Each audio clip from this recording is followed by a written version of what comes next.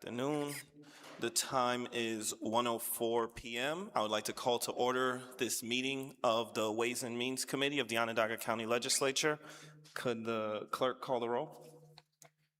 Legislator May, Romeo, Here. Denton, Bush, Hernandez, Here. Burtis, Here. Chairperson, Here. all present. For the first order of business is the approval of the minutes of the previous Ways and Means Committee meeting. Are there any corrections? Seeing none, the previous meeting's minutes are approved. First item on our agenda is an informational from IT. I would like to ask Mr. Sexton to come up, who I believe has a presentation for us. All right.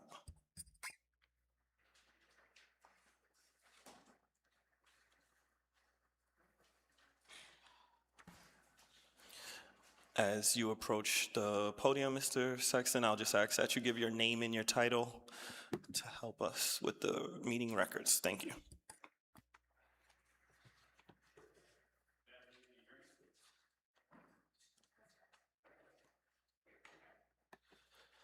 Good afternoon. Can you hear me? Yeah. Good afternoon. I'm Kevin Sexton, Chief Information Officer here at the county. The legislature has asked me to do a brief overview of IT's operations. So, let's see, we have it up here.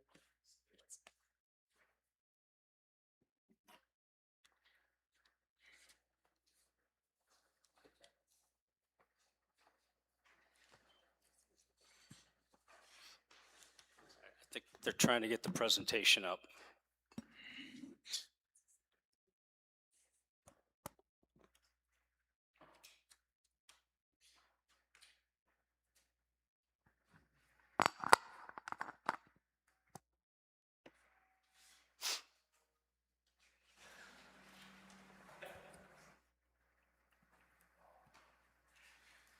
All right, there we go.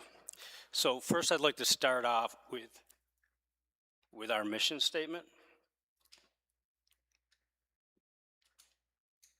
There we go. And that is to provide cost-effective, innovative, technology-based services which promote efficiencies and business value to departments, employees, and citizens of Onondaga County. And it's followed up by our vision statement.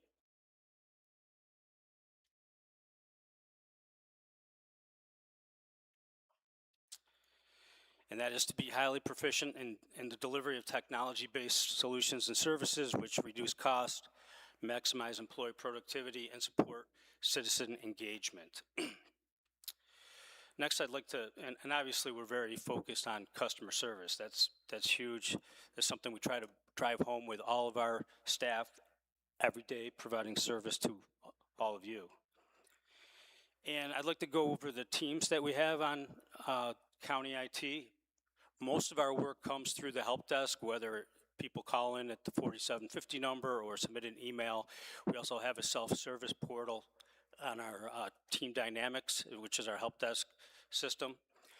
And as I mentioned, most of our work comes through the help desk, either in the form of a problem ticket or enhancement or project requests.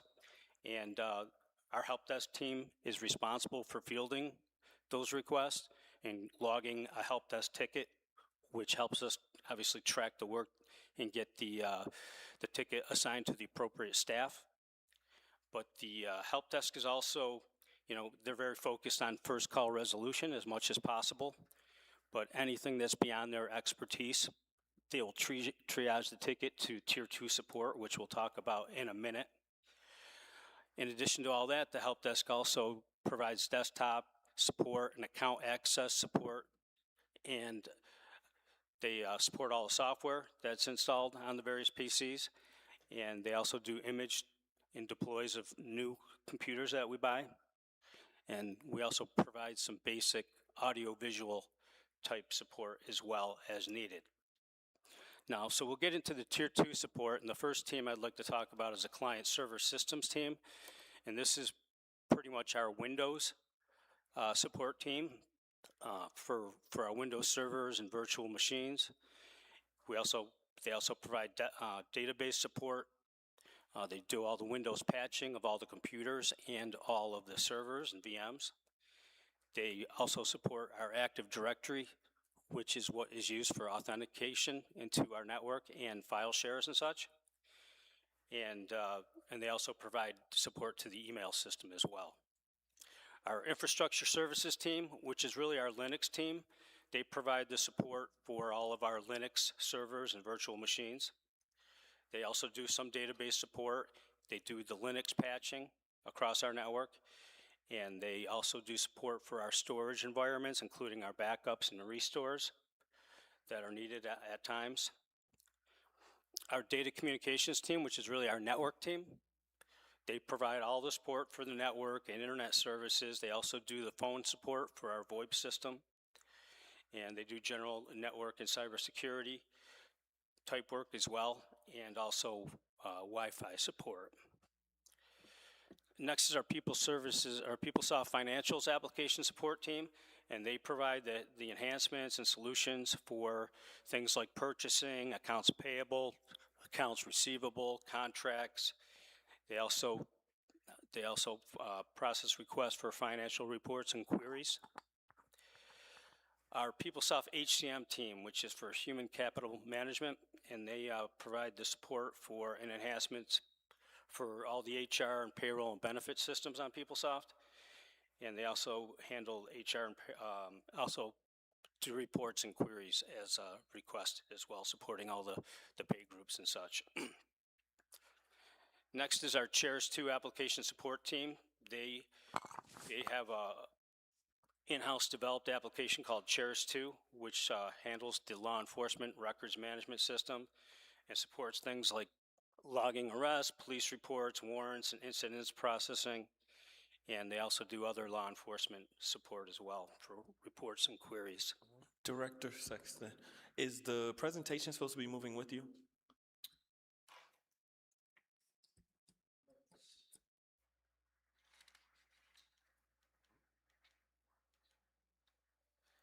Yeah, that would have been helpful.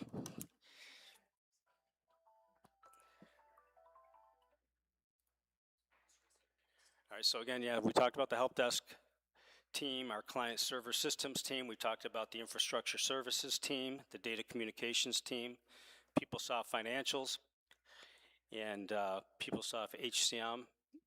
And we just spoke about the Chairs 2 team. Again, they maintain all the law enforcement systems, mainly Chairs 2. We also have a print operations and print shop that we support, and they handle the high volume printing, things like paychecks, pay statements, tax bills, mailers.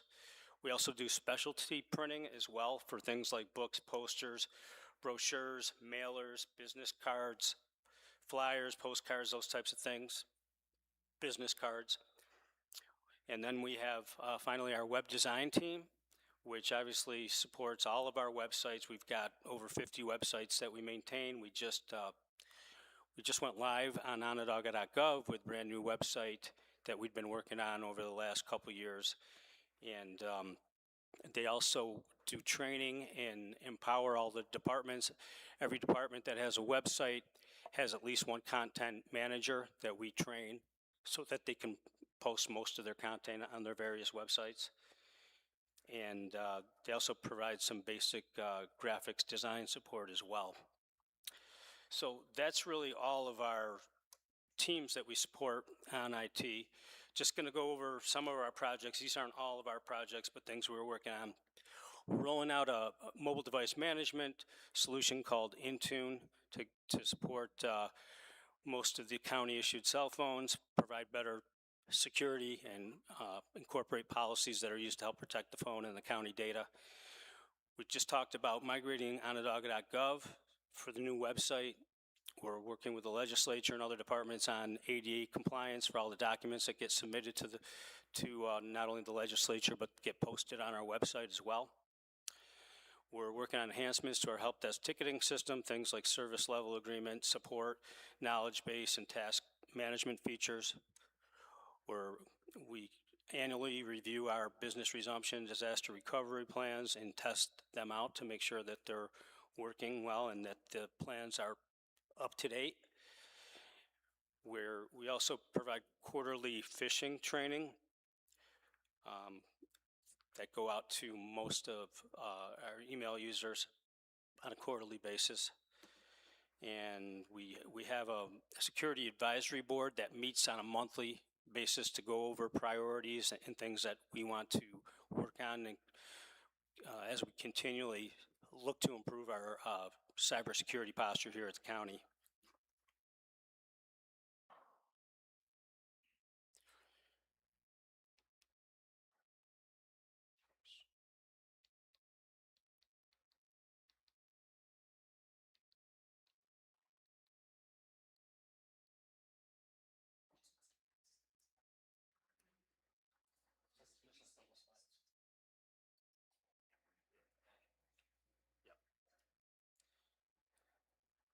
And some other projects we have going on. We're working with the fiscal operations team right now to migrate Hyperion, which is their budgeting system, to the cloud. And our team is providing support for the integration that needs to be done between the PeopleSoft financial environment. We just had a CIP approved, so we're going to be looking to get some new computers to replace the old ones that are out there. We are working on a segregation project for WEP and their SCADA environment, which is their main solution that they use to control all their wastewater treatment facilities. We're also working on a phone implementation at WEP as well, at the Metro site and some of their other sites as well. We're building a new network for the aquarium, and we're also working on a project for Maximo integration, and that's what WEP is using for their purchasing and their supply chain. So that's in progress now. And we're also kicking off a project to update our timekeeping system, which is known as Chronos. So that's all starting this year as well. So that's kind of an overview of the team, the operations, the things that we support, some of the projects that are going on.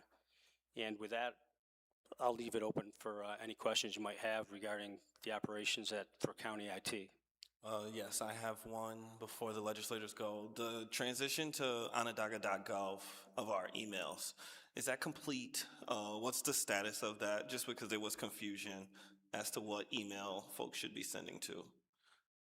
The project is pretty much complete. There are some subdomains that we're working on getting over to onondaga.gov, because you'll probably still see a couple of ongov.net type sites that are out there. And that's the last piece of the project right there. And everything else going forward is working on ADA compliance, working on a game plan to get all the PDFs that have been posted in prior years in a compliant form. We also implemented a solution recently called Doc Access, which gives the visitor of the website the ability to view those documents, those PDFs, in an HTML ADA compliant format. So that's working pretty well too. Thank you. Any questions from the legislators? No, Legislator Denton? Thank you. I was wondering, do you have any partnerships with other municipalities? I know in the past, I think PeopleSoft was offered to different municipalities. I'm just curious. We do. We provide the PeopleSoft support for the city of Syracuse, and we provide purchasing support for the Syracuse City School District and Otsego County and Oswego County as well. Those are the main municipalities that we're working with. Any other questions from legislators? I promise I'm not fishing, but I am curious. We're working on the IT network for the aquarium network. Is there a timeline that we expect our end to be done? I know we don't know the whole thing, but the portion that we're working on the aquarium network, is there like a deadline hit date that we're trying to hit? There is. We ordered the fiber circuit for that site many months ago, and right now it's getting scheduled. They had to wait for permits so they could get access to the conduit so they could run the fiber into the building, and that's supposedly getting scheduled soon. Once that happens, we should be able to get that network stood up pretty quickly. So we're soon. And if we don't see anything in the next couple of weeks, we have a backup plan to go to as well. Okay, thank you. Legislator Bush. What about your interactions with the towns in the county? Do you help them at all with their technical issues or anything like that? We do occasionally. Once in a while, we'll get a county reaching out. I think It doesn't happen often, honestly, for the broadband project that the legislature approved several years ago. Obviously, we worked with your town, you know, out Elbridge and Jordan were reaching out quite a bit as far as when broadband was going to be available in the area. But we, every once in a while, will have a municipality such as the town of Clay, if they're putting out an RFP or a bid for IT services, we will give some input on that. But we don't get a lot of, we obviously work with the assessors that work, you know, at the clerk's office and things of that nature. But anytime any municipalities reach out to us, we definitely try to help them, anything IT related specifically. Anything, any other questions in that regard? Questions from legislators? Okay, seeing none, thank you so much, Officer Sexton. The next item on our agenda, we have 2 appointments and reappointments to the Commission on Human Rights. Okay, and we're gonna be joined by Monica Williams from Diversity Services. Nice, Monica. When you come to the podium, I'll ask that you state your name and your title for the record. Good afternoon, Chairman and legislators. My name is Monica Williams. I am the Chief Diversity Officer here at Onondaga County. I am before you today for an appointment to the Human Rights Commission. Mead Turner. He comes with a great wealth of knowledge to this commission, and reappointment of Dwayne L. Reese II. Are there any questions from legislators? Legislator May, Leader May, sorry. Hi, Monica. It's Hi. good to see you. Good to see The resolution says Dwayne Reese II. I just want to make sure. Oh, I'm sorry. Did I not say? Said Dwayne Elders? I'm sorry, Dwayne Reese II. I just want to make sure we're pointing the right person. My apologies. Okay, thank you. Yeah, it looks like there's an appointment of Amin and a reappointment of Mr. Reese, yes. That is correct. I actually know both of these gentlemen, and I speak very highly of them. Amin and I served together with Building Men. We were both on a board. So, yeah, I'm happy to see him being appointed. Do we know who Amin is replacing, by chance? Yes. Just 1 second.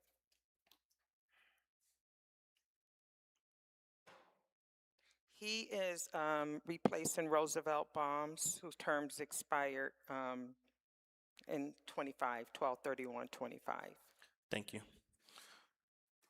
Okay, Leader Hernandez. Hello. Hi, Leader Hernandez. Always a pleasure to have you. And I just had a question. How are your meetings going? Are you having quorums and everything? It's going well. The meetings are going good at times, so I'll be quite frank, we do struggle with getting quorum, but we're getting better. Definitely getting better, trying to really work with the commission to really find out what really works for them so that we can meet quorum. But yeah, we're getting better, much better, I will say. I echo Maurice. I do know both of these people, and I'm sure they attend a lot of meetings. Okay, You'll be thank you. Any questions from legislators? Okay, seeing none, I will entertain a motion to approve. Motion, Leader Hernandez, is there a second? Second, Legislator Denton. All those in favor? Aye. All those opposed? The ayes have it, it's unanimous. Thank you so much, Director. Okay, next we have an appointment to the Library Board of Trustees. Who do we have coming to speak? Oh, we have Deputy County Executive Johnson. Thank you. When you approach the podium, I'll just ask that you state your name and title. Thank you. Good afternoon, Sydney Johnson, Deputy County Executive, Physical Services. So I'm here on behalf of the library group, and it is for the appointment of John Reedy to the library board. And he is replacing Esteban Gonzalez. Okay. Okay. I didn't know if you had more. My question is, what criteria was used in choosing Mr. Reedy for this appointment? Like, why was he the one chosen as opposed to the other people that could have been put forward? Yeah, good question. So the library board, which is a really robust group, tries to be pretty broad in the skill set that board members are bringing. So John actually brings similar skill sets to what Esteban had, coming from his background in terms of law enforcement. Got it. And just having someone with a law enforcement background, that's the like priority for this. Well, Particular. it helps them in terms of a broad view, especially as they look at both their urban locations and then obviously our county partners. Okay. Are there any other questions from legislators? I do have another.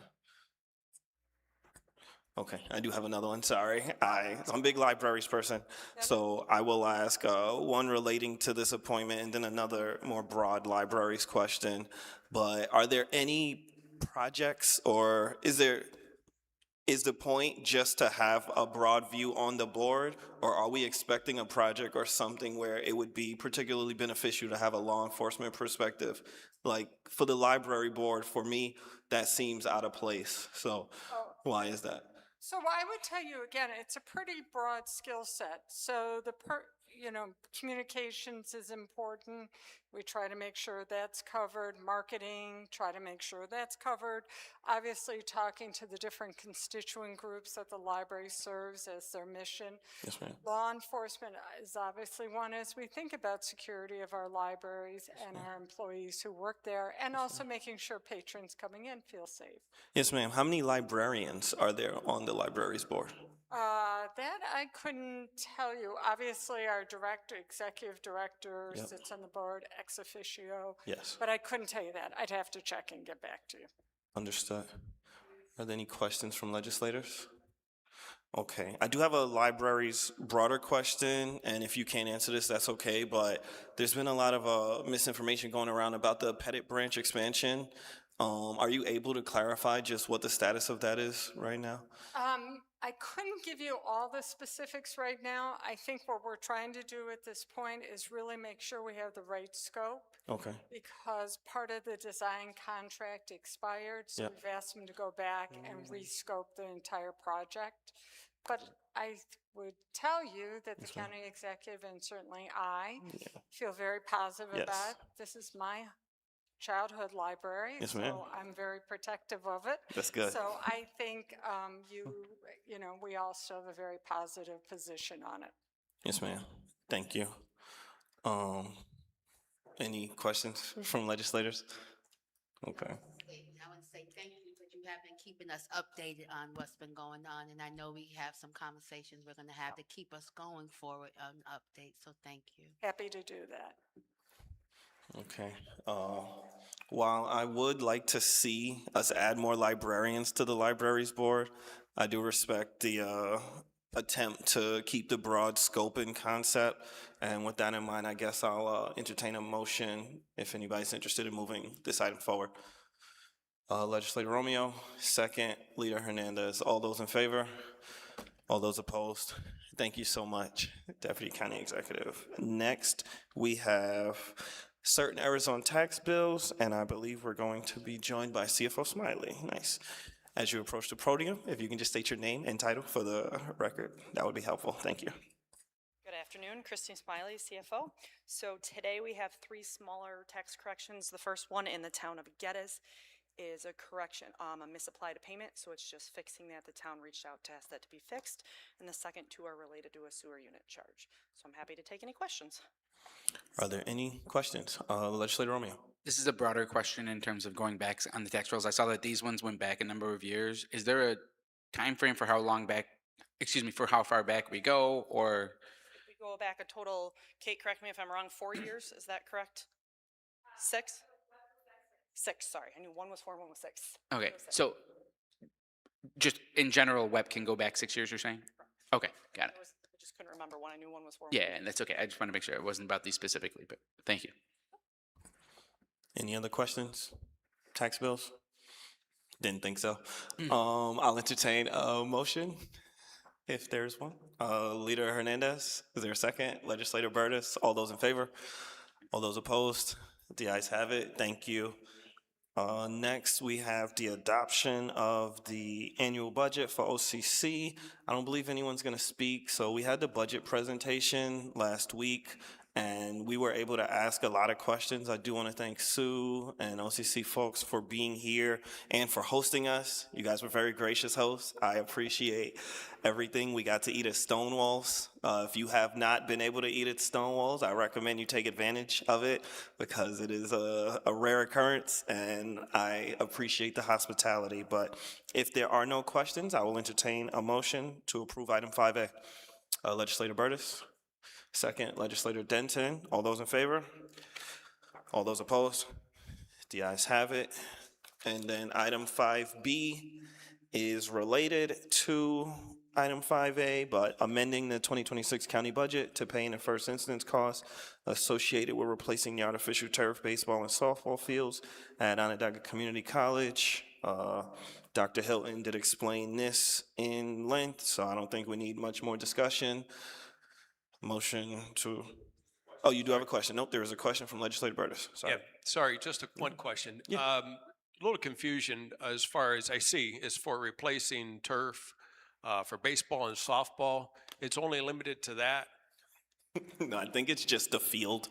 The field is just named that, but the fields get used for many, many purposes throughout the community. Any other questions related to item 5B? There's two.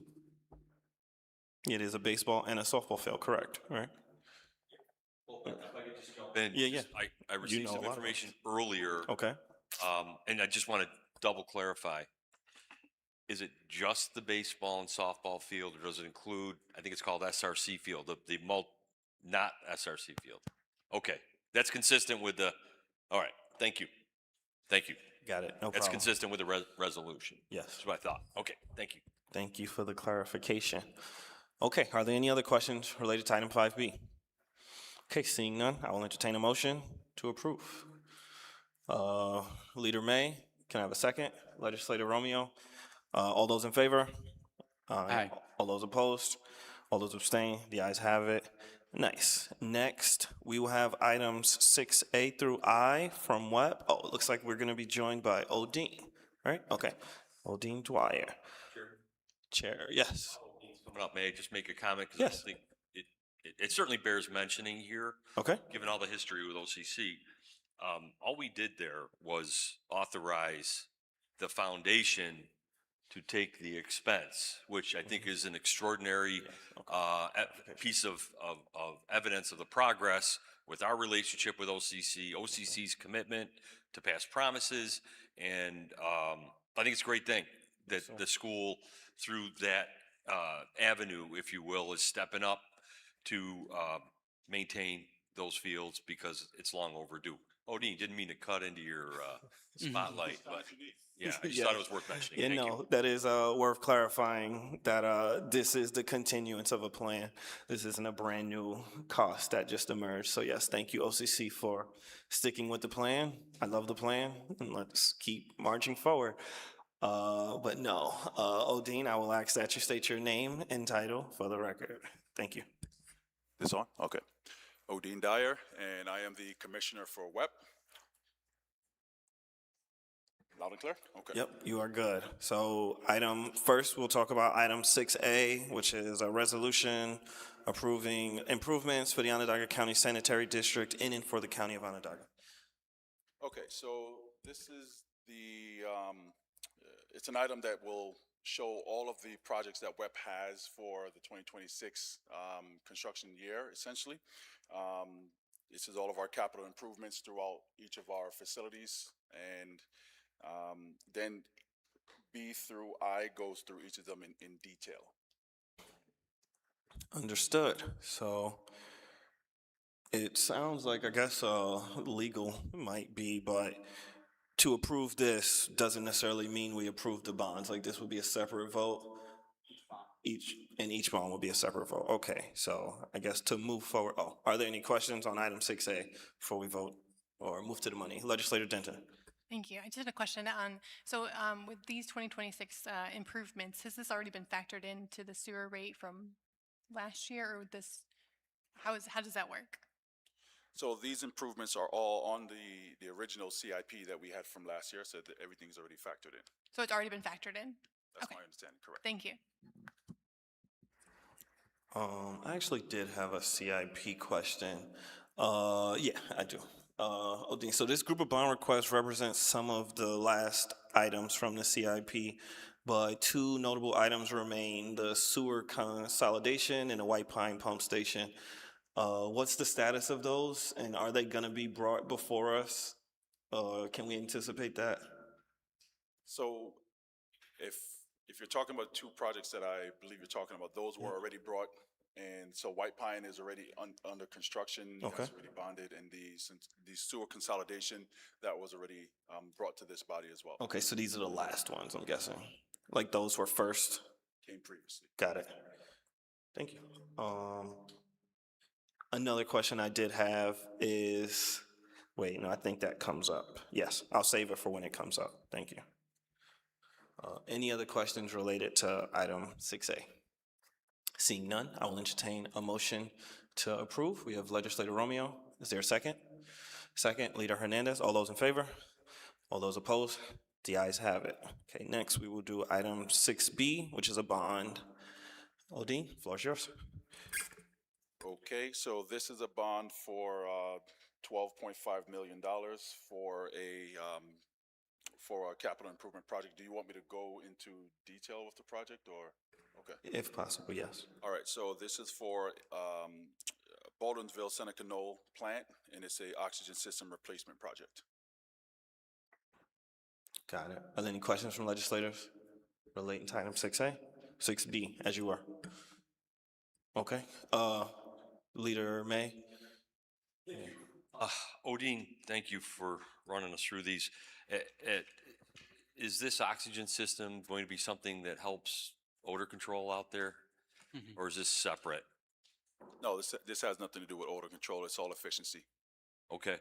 I'm guessing, just haven't been around for a while, that some of the odor issues out there, which I'm sure you've heard of lately, is that storm, not just, but is that storm related, a lot of water in the ground, all that stuff, bad winds, same old, kinda?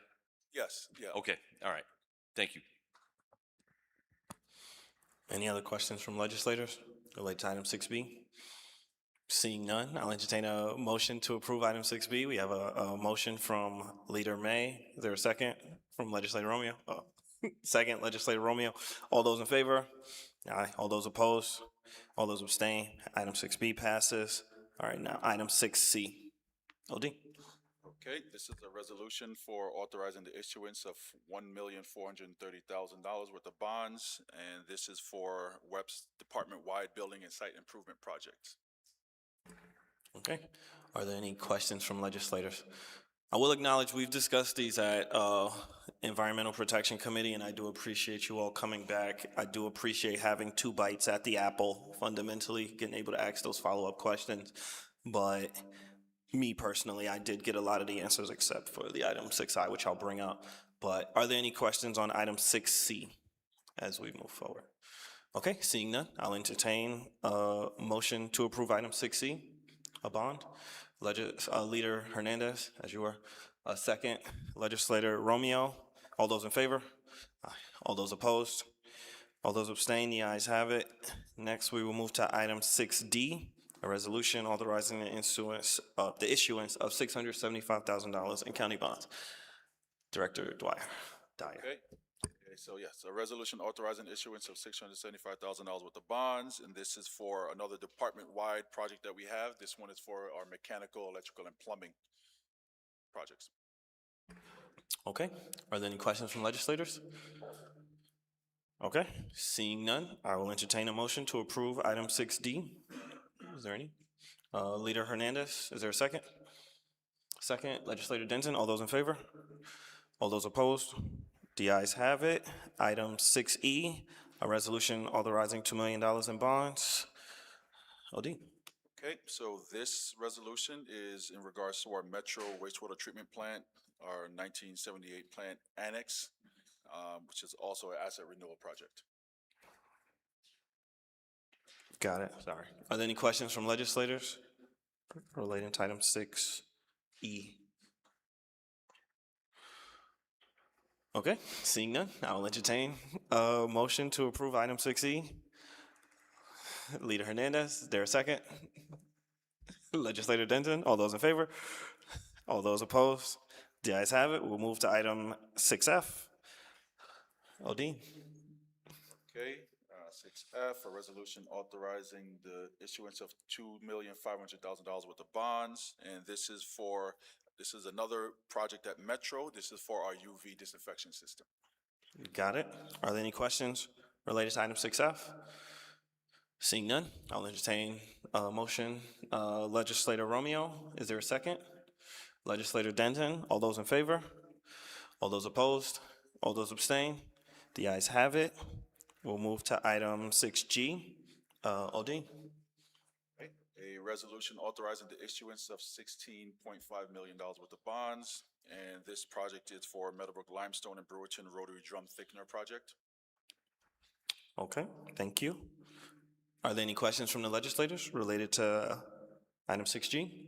Seeing none, I will entertain a motion to approve. Legislator Denton, we have a second from Legislator Burtis. All those in favor? All those opposed? All those abstain? The ayes have it. We're almost there, people. Next, we have item 6H, resolution authorizing the issuance of $13.7 million in bonds. Odine. Okay, this is for our wastewater transportation system improvements. And it's just take care of pipes. Got to take care of the pipes. Are there any questions related to item 6H? Seeing none, I'll entertain a motion to approve item 6H. Legislator Burtis, second. Leader Hernandez. All those in favor? Aye. All those opposed? All those abstain? The ayes have it. Nice. Then last, item 6I, a resolution authorizing $400,000 in bonds for the County of Onondaga. Odine. Okay, so this is for our Wetzel Road Comprehensive Asset Renewal Project. Yes, this is where my question came in. So in the CIP, this is for $320,000. So now it's for $400,000.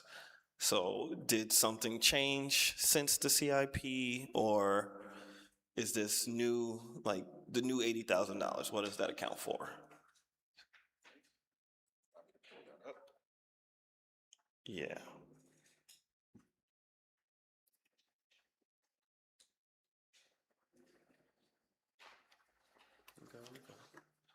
Okay, so for this project, we're looking at $400,000 in total. Yes. Looks like it's $320,000 in bonds and $80,000 in cash. So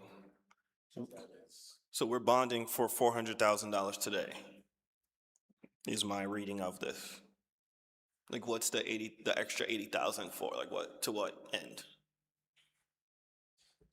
Honestly, looking at this, it looks like we may have a typo in here, right? So unless, yeah, because we're only asking for $400,000 for engineering services. Okay. And according to the map plan report, which you guys have. Yes.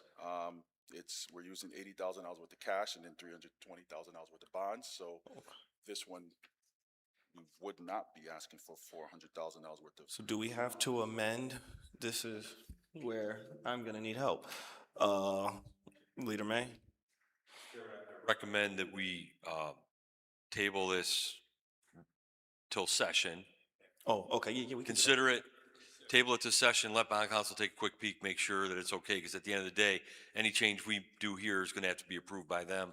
Correct. So if we could just clean it up and then we bring it back, it should be not a problem. Yes. That's my suggestion. No, that's a good suggestion, because we can correct this probably in the next hour, but we can vote on it at full session, which will matter the most. So I would like to entertain a motion to table item 6I to the session. Leader May, second. Leader Hernandez, all those in favor? All those opposed? All those abstain? All right, we got through it. Thank you so much, Odine. You've been very helpful. Please, as soon as possible, get the corrected version of item 6I to our clerks so that we can have this by session on Tuesday. I don't expect it to be controversial. Yeah, thank you. Next, We are going to ask Alex Lawson from the New York Safer Streets Coalition to come and speak to a local law to ensure the safety of vulnerable road users in Onondaga County. Alex, as you approach the podium, I'll just ask that you state your name and your title for the record. Thank you. My name is Alex Lawson. I'm with the Moving People Transportation Coalition, which is a local organization, and it's a member of the New York Safe Streets Coalition. And thanks for the opportunity to answer any questions you might have about this local law. I think it's a good, easy way to improve road safety, particularly in areas in the county that don't have dedicated bike infrastructure or sidewalks. Thank you. Are there any questions from legislators pertaining to this one? Leader May. Thank you, Alex. Just a question. It's one thing to get the local law here, obviously, and take it under consideration.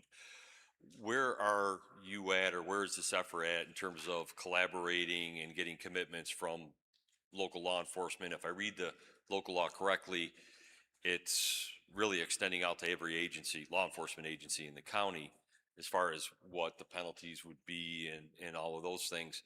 What kind of response have you received from them? What kind of dialogue have you received or had with them as far as a commitment to enforce? Mm-hmm. So one thing I'll say about it is that what it is clarifying an existing law, which says you have to have, you have to leave a safe amount of space. So this is already something that's on the books that's being enforced, and this is a way to clarify that to make it more, so that it's not as the sort of thing where you have to be like, oh, he said, she said about what safe was. I believe the sheriff's office is on board, supports this effort. Does that answer the question? Not really. Okay. But what about the other agencies in the area, other police departments and stuff like that? Have you had conversations with them, or is this going to be the beginning of the conversation? This will be the beginning of the conversation. Okay, fair. And you said it clarifies that's state law, vehicle and traffic law. Mm-hmm. Does this trump vehicle and traffic law, or is this sort of underneath that? So I'll preface by saying I'm not a lawyer. I think there is some, Okay. some subtlety there, but my understanding is that it clarifies is the way it is. And so there's, this existing state law that you have to have a safe distance, and in Onondaga County, you'd say that's 3 feet. Thank you. Sir, any other questions from legislators? Okay. Oh, Legislator Denton? I don't really have a question, just more some comments. Yep. Okay. You are. So I've definitely heard from many residents about not feeling safe, about biking and walking, as many of our communities do not yet have infrastructure needed for shared roadways. While we need to build better infrastructure for all users of our road, this local law is something we can do to provide a definition of what safe distance is for those using the road that are not in a car, helping drivers and law enforcement know what a safe distance is. So I'm happy to support this. Thank you. And yeah, I'll second that in saying, we are in trying times and people move about our community very different ways, and we need to acknowledge that. But as those transitions change, we need to make sure we're keeping people safe. And I appreciate that this law, codifies 3 feet. It's a lot easier for someone to judge 3 feet than it is for them to judge safe passage, as the state says. So I'm looking, going forward, I think this is a good step towards the right direction, but I'm excited that we're moving forward with this. Are there any other questions from legislators? Legislator Meeker. Do you have a mic? We'll get you one.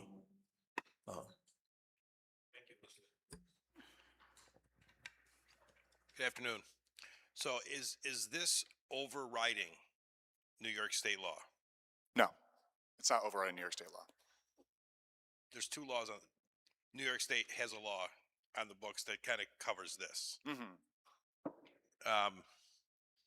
This, upon reading, seems to be a different law than what is in place already. Can you explain that to me? Yeah, and I'll preface again by saying I'm not a lawyer, but when it's been explained to me by municipal lawyers, because this has come up in the other counties that have already passed this, which include, it's Suffolk, Ulster, Albany, Cortland, and Monroe. there's some way of talking about it that it's a clarification, that's not overriding. It's not a situation where you'd be preempting state law. Yes, and I can speak in my conversation with the sheriff's office. Their understanding of it is it doesn't necessarily change how they're going to enforce New York State's law. It just clarifies that that 3 feet is that safe passage. So there's no expectation that the sheriff is going to be out there, you know, with a measuring tape, making sure no one's 3 feet, just like there's no expectation that they're going to do that right now. It doesn't change anything about how they operate. It just makes it clear to the drivers and to the vulnerable road users that if you are passing a vulnerable road user, as mentioned, you have to give them 3 feet.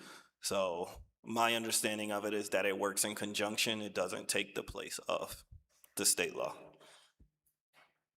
I don't know if that answers your question, but that was what told me, and that did suffice for me. Are there any other questions from legislators? Legislator Bush.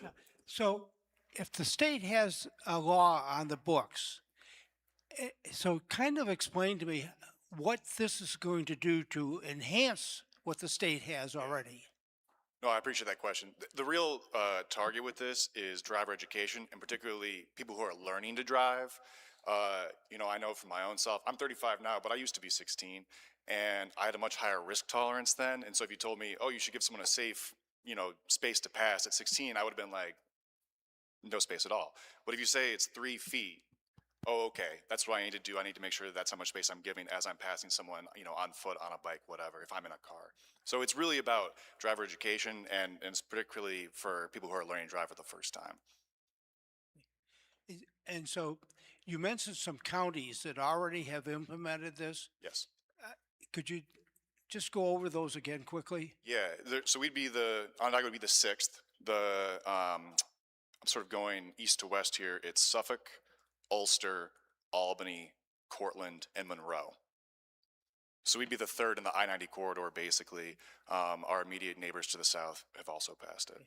Because the district I represent has a lot of rural roads where the shoulders are almost non-existent. And I'm just a little concerned about this 3 feet, what this does for the county's liability, measuring that, being so exact, I guess. 3 feet versus safety. It's a nebulous area in my view. And I just want to be sure that we're not exposing the county to some additional liability with this 3 feet distance that you're supposed to maintain, particularly on county roads or town roads. I mean, it's just. Well, I understand that. What I would say is that in my mind, it's similar to speed limits. Like, we don't say drive at a safe speed. We say, here's the limit, and here it is for different areas. And so you know that's what it is. But when you're sort of reconstructing a traffic incident, no one was there with a radar gun all the time. So you kind of have to say, like, well, was it an unsafe speed? Like, that's how the enforcement actually happens, is when something bad occurs, then you'd have to, you know, consider it post facto, which is why it really shouldn't change the enforcement very much, because it's not supposed to be a thing like was said where, you know, police officers will be out there with yardsticks checking. It's really more, you know, if something happens, it would come into effect when you say, well, clearly there wasn't enough space, that kind of a thing. Legislator Meeker, sorry. Thank you. What was the last county? I missed the last county that you said. Oh, either Cortland or Monroe. I forget which I said. Portland or Monroe, or both? But they both have passed it. I forget which I said last. Okay. I would say that this, again, in my district, same with Legislator Bush, we have several rural roads where there really is no shoulder. So I would not compare this to a speed limit, because the speed limit is the speed limit, right? You can only go so fast, and that's the speed limit. On the rural roads throughout the county, these lines vary, right? So you could be requiring someone to move over 3 feet and cross the center line in certain parts of the county very easily. So how do you solve that issue? Yeah, I can actually speak to this. So a part of this, and honestly, the rural, like Cortland passing it, this was a big part, because Cortland is a bit more rural than Clay, and I think more rural than even Elbridge.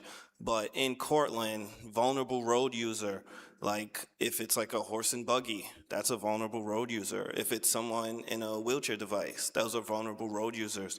You need to safely pass them. And they actually fought for this. They were excited for it because it's going to keep those people safe. Like safe passing of a vulnerable road user is a lot more easy to define when it's 3 feet versus just what you feel is safe, because not every driver, as was mentioned, has the same idea of what safe means.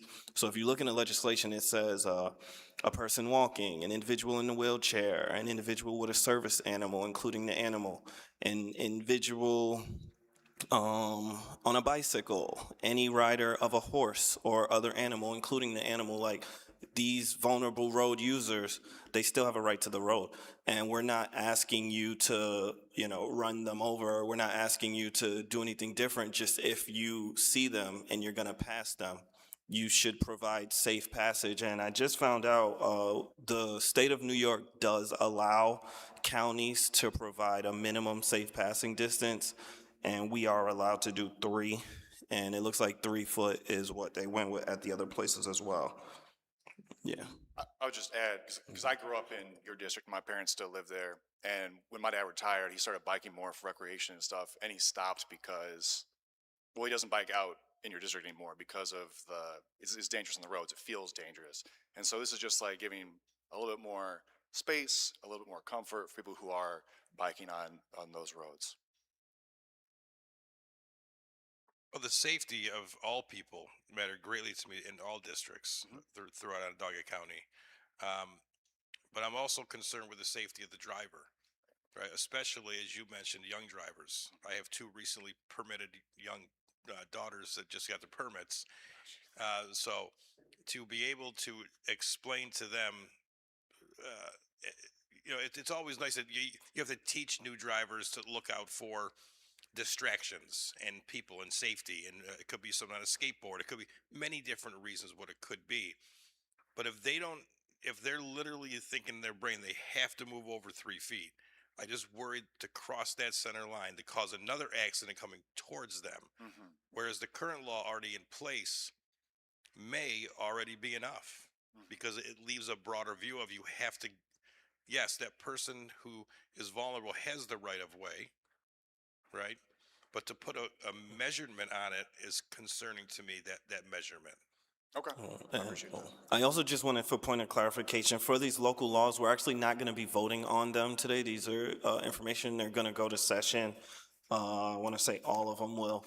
So we don't necessarily have to come to a vote today, but you are allowed to ask questions, and you can continue to ask questions. But if the questions aren't asked today, we can continue this conversation throughout the week. Yes, I'm aware that we're not voting today, but I'm here to get questions answered and to hear from you as to what, an expert. Yeah. What we can do to make this safe for everyone and make it work for everyone. And is the current New York state law sufficient? New York's sort of an outlier. It's not actually many states in the country that have this more nebulous definition. Most of them do go with a defined number, and the vast majority are 3 feet. I think it's 40 states are at least 3 feet. Many go further, and it seems to have an effect on driver education and road user safety. And that's what's sort of behind this, is this more national idea that this is actually correlated with better outcomes. Legislator Bush. That's a very good piece of information, that this is a national approach, and that New York appears, from what you're saying, a little bit behind the curve. So it makes me feel a lot more comfortable in knowing that this is happening throughout the country, and that it's something that needs to be addressed then. So thank you for that. Legislator Meeker. That's why this dialogue is so important, is that I wasn't aware that 40 states across the country right now, that's what you said, right? 40 states across the country have some sort of actual measurement in place in law at this moment. Yes. Okay, thank you. You're welcome. Are there any other questions from legislators pertaining to item 7A? Okay, seeing none, we will move on. Thank you so much, Alex. Next, we have item 7B, which is a local law amending section 205 of the Onondaga County Charter regarding vacancies in the Onondaga County Legislature. I believe, did you still want to? Oh, Legislator Erickson, you'll come speak to this? Okay. I can speak to this. Yes. Do you want to come up? Yeah, just easier. You don't got to turn.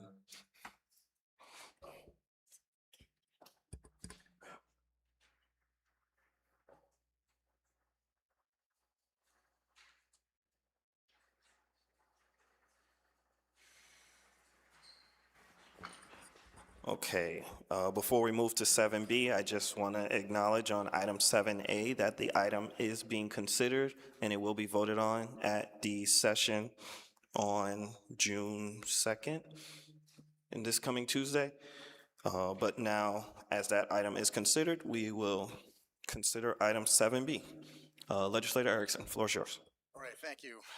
This is a local law that would change the way that legislative vacancies are appointed and place that appointment power with the legislature and a majority of the legislature as opposed to the county executive, which is where that resides now. There we go. We'll try that. That's better. So in any event, this is about creating or acknowledging the independence of this body. The county legislature is here to be a check on the county executive, and in that spirit, it does not make much sense for the county executive to be able to appoint their own checks. This creates a level of accountability, it creates a level of independence, and creates a higher likelihood that those appointed to this body by the legislature would have a higher degree, potentially a higher degree of independence. What else does this cut down on? This cuts down on the likelihood that games can be played with the appointment of legislators to vacancies. It takes it away from being a one-on-one transaction, and let's go through what some of those games might be, where a single person is responsible for elevating a legislator and appointing that legislator. It can create undue loyalty toward the county exec. It can create an influence that the county exec would have over that appointed legislator because they owe their appointment to the exec. Other games, those appointments could be used. And by the way, these are hypothetical situations. I am not saying that these have happened, will happen, or are happening, but it is that the way the system is set up, this could happen. Other things that could happen, a legislative appointment could be used to create favor with someone who, with a donor, with an influential connected person through the appointment of, the appointments of relatives, friends. It creates a network. There's the possibility that it creates a network. So how does this cut down on games like that? Instead of an appointed legislator feeling a sense of undue loyalty, potentially, to the county exec, to one person, that power is given to 17 people.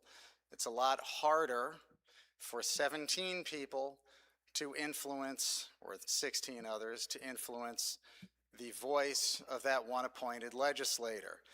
This creates a better, this creates the situation where that appointed legislator is better able to exercise an independent voice because they would in no way they would in no way feel beholden to a county exec that would have appointed them. That power is dispersed among 17 people and not to one. Other ways that the appointment power, other issues that this could cut down on would be the appointment of a legislator to a district that is inappropriate for their values. And I mean flipping a district from red to blue, blue to red, and any of that. If this appointment power goes to the legislator, That makes it a much tougher individual vote for each legislator. If we're voting on an appointment to a vacancy and we have the choice, do we vote for somebody of the same party who left, or do we try to appoint somebody to flip that district? There's a lot more pressure that can come to bear on each of us individually. We go to the grocery store, we see our voters. They don't want to see us out there.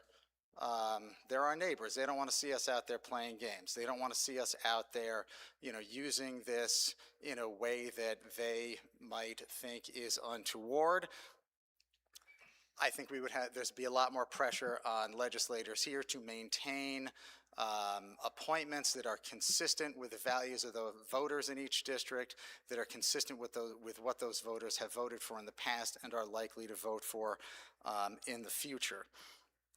That again, you're bringing the appointment power closer to the people. In this body, these representatives, we are closer to the people. We see our voters more often. We hear from them more often. They can chirp at us more often. And yes, it makes it a lot tougher for this body to make an appointment in a way that could be used to either curry influence, flip a district, or something that might be seen as more untoward. Again, I will reemphasize, this applies to executives of both parties. I know there has never been a Democratic county executive, but I will say I expect that the next one will be. This applies to legislatures of both parties. The Democrats may control the legislature now, but the last time that was the case, disco was king. And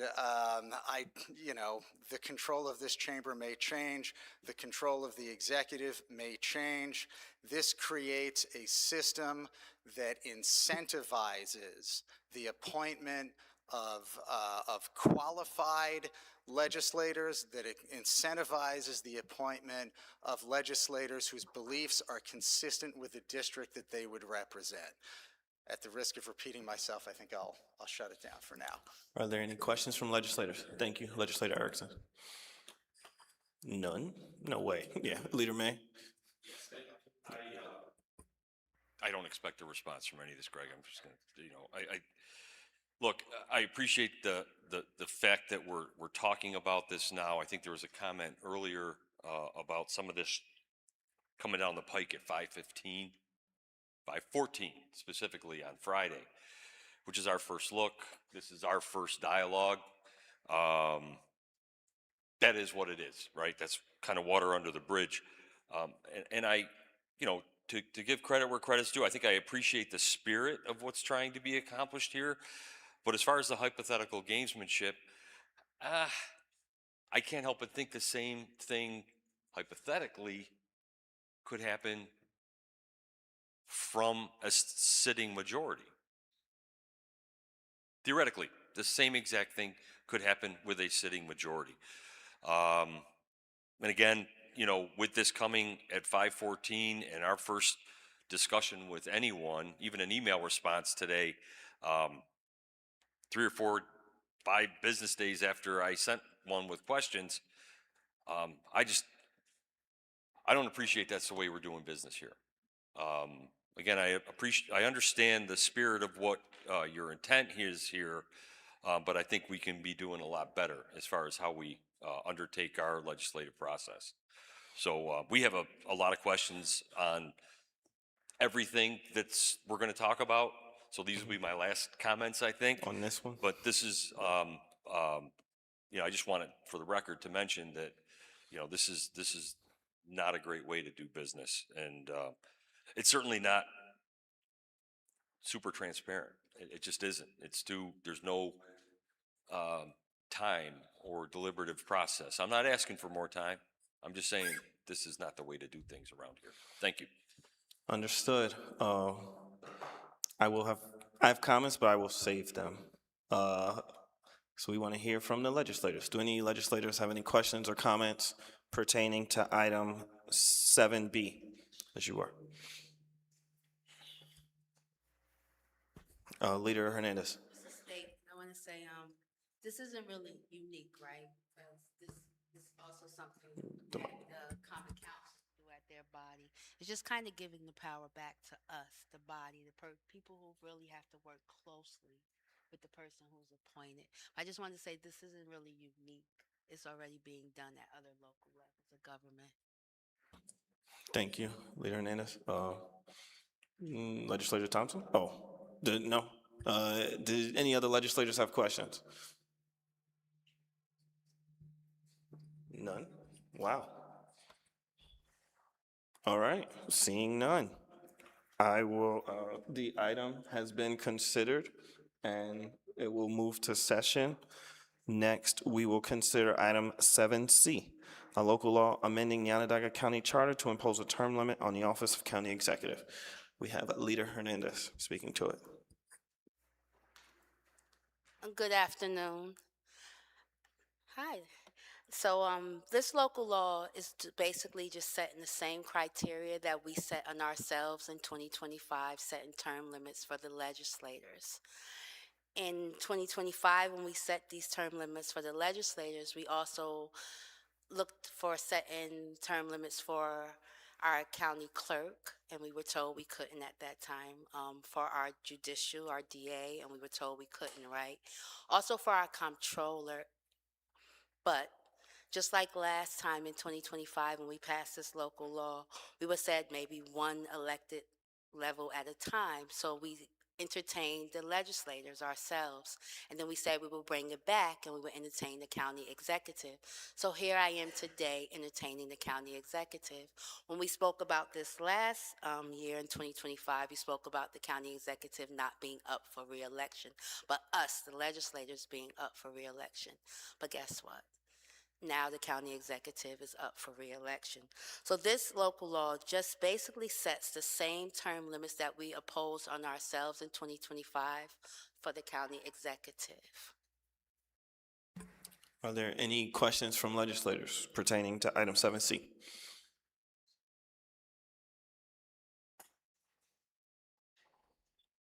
Okay. Oh, Legislator Meeker? The county executive is not up for reelection. Is that what you just said? In 2027, yes. Not this year we are, but in 2027 he will be up for re-election. This will go on the back of this year's ballot for referendum for the constituents to vote on.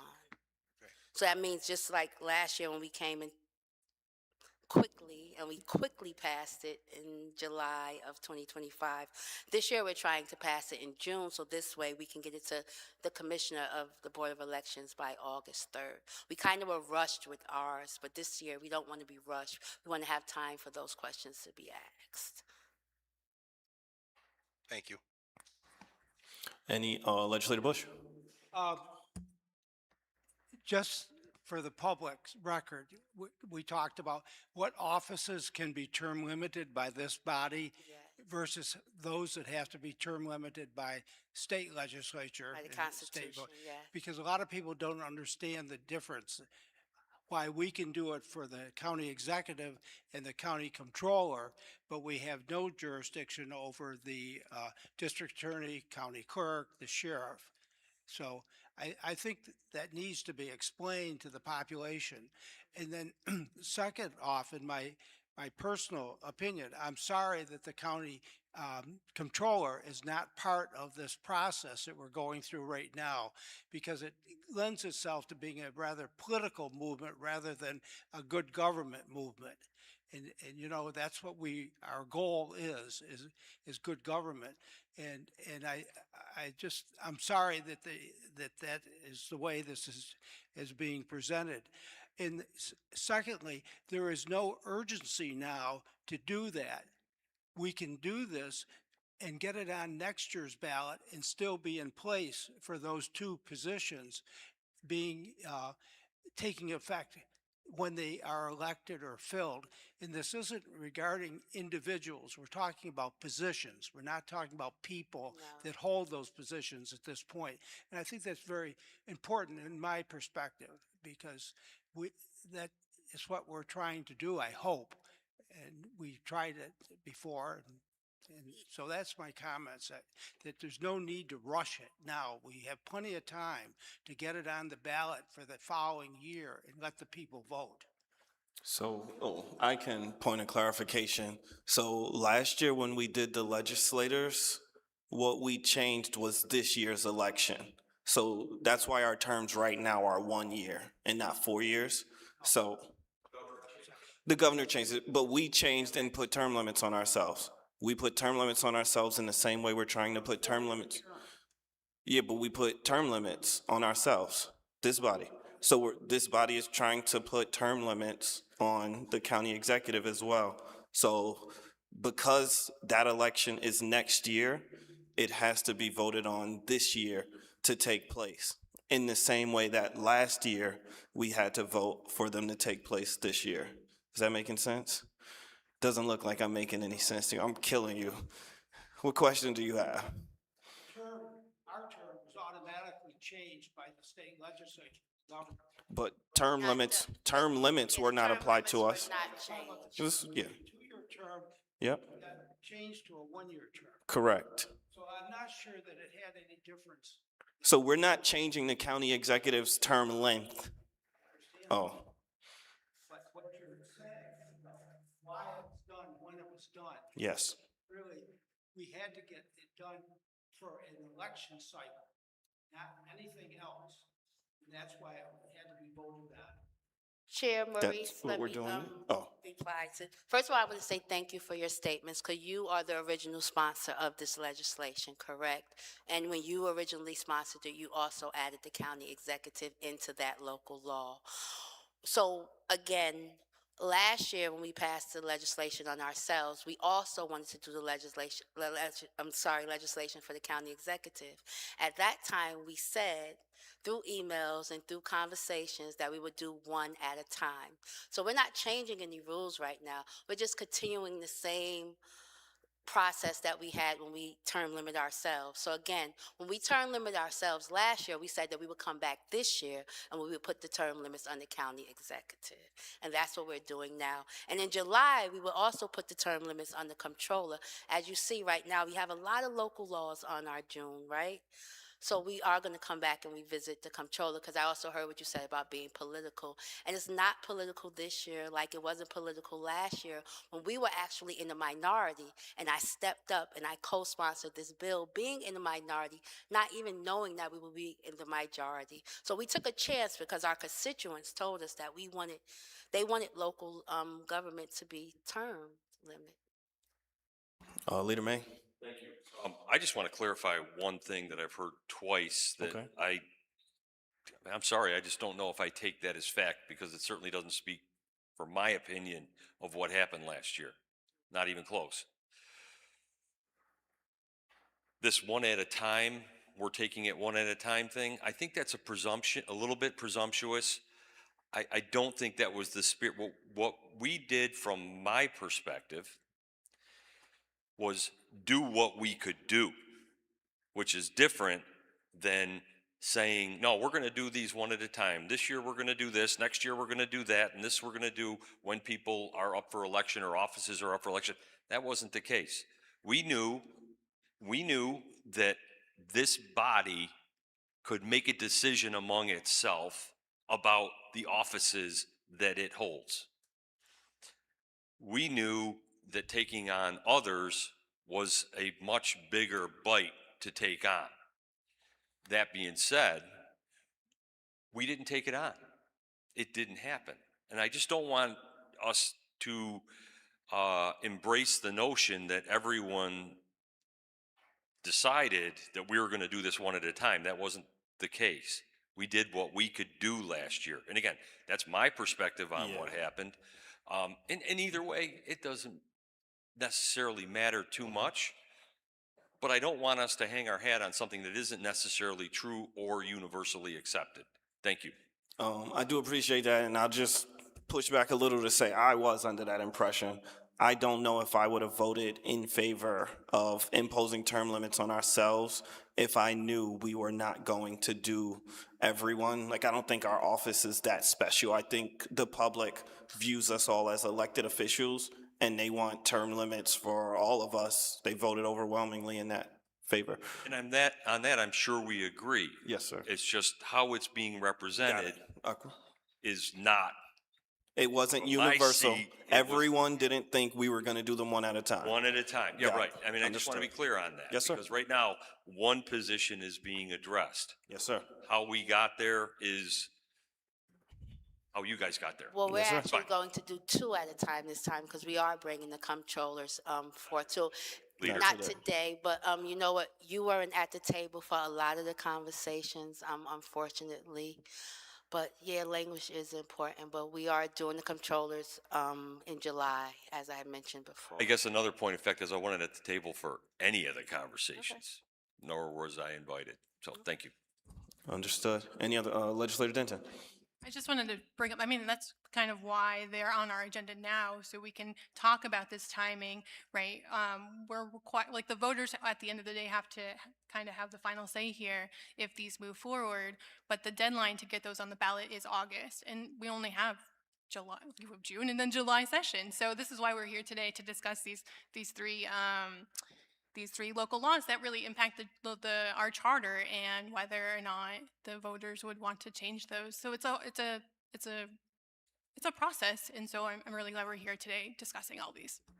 Thank you, Legislator Denton. Any other questions from legislators pertaining to So, Legislator Bush? so the legislator is saying that if it moves forward, the county executive will be on the ballot and the county controller position will be on the ballot. Is that what you're saying? So that's what we're discussing. So today, we're only discussing the county executive. However, if we get our vote, like if the vote goes forward and passes this month, the county executive, and then if it passes next month, the comptroller. So yes, both will be on the ballot in November. Not to belabor it, why isn't the county controller being discussed today as well? So my understanding, and it sounds like Leader May has a different understanding of it, but my understanding from last year was that we were doing them one at a time. The reason because I was really opposed to putting term limits on ourselves, but not the county executive. To me, I almost drew a line in the sand within the caucus, but my floor leader really wanted us to vote as a block, and I support her, and we are a united front. And I ultimately do think term limits are a good thing. However, to me, the message it sent to the voters was that we're separate entities. We all work together as a team. If one member of the team has term limits, I think the other member should have term limits. But we decided that we would separate them. So my understanding of today is that we're continuing the trend. It seems like we're not all in accord on that, and that's all right. But that's how we got here. Chairman Brown, real second. I want to Leader clarify Hernandez. something to Ken Bush, Legislator Bush. We were trying to put them both on one local law too, and we were advised that we couldn't put them both on one local law, that we had to have two separate local laws. And I'm going to say again, we have a lot of local laws in June, right? So we are bringing the local law back with the comptroller in July. But we did try to put both of them on the same local law. That I do appreciate. In the meantime, can you put a local law together right now that includes the county controller and get it all done? I was going to say something, I'm going to be good. I'm going to say y'all showed us how quick one can get put together last time. Legislator Meeker. Okay, Legislator Meeker. Yeah, it's unfortunate. They both, the position of county executive and the position of comptroller should both be now. That's the right thing to do. When you say now, do you mean now, today, June, or It should be discussed, it should be both of them now in right June? now, both of them. And did you understand I said that we couldn't put both of them on the same local law? We had to do two But separate ones? that's a play on words. Okay. I know that. I know you can't put them both on the same document. It would have to be two separate local laws, two separate lines on the ballot. Okay. I understand that. But to have one and not the other is not the right thing to do. And we look forward to discussing the comptrollers in July. There was, last year, it wasn't one, there was 17 that got voted on, not one, 17. So the office of the county legislature, or the board of supervisors, as it's noted in the county charter, is one office. It's 17 individual offices that make up the board of supervisors. However, when you're making a change to the board of supervisors, you don't do 17 different local laws, you do one, just in the same way that the county executive is one. And other? With all due respect, Mr. Chairperson, I understand how that works. However, it still comes down to the right thing to do is to have them both on at the same time. Thank you. Any other questions from legislators? Okay. Seeing none, the item has been considered and it will move to session. Next, we are going to discuss local law, item 7D, which is a local law amending section 207 of the county charter. I believe we have Legislator Ryan, who's going to come and speak to it. When you approach the podium, I'll just ask that you give your name and title for the record. Alrighty, my name is Chad Ryan. I am the 8th District County Legislator. I'd like to thank Chair Brown for holding this meeting with all these important topics. Here to talk about Section 207. Got a lot of help on this one. Legislator Denton, Legislator Romeo, the rest of my caucus all went through this. I appreciate Chairwoman Watts for dedicating resources and efforts to making sure that this got to the floor today. I appreciate County Legal for putting those other two pieces on here. I appreciate that. Good afternoon, everyone. I want to take a few minutes to walk through the proposed charter amendment establishing an independent Citizens Redistricting Commission and explain both how it works and why I believe it's an important reform for Onondaga County. At its core, this proposal is about one thing: creating a fairer, more transparent, and more publicly trusted process for drawing legislative district lines.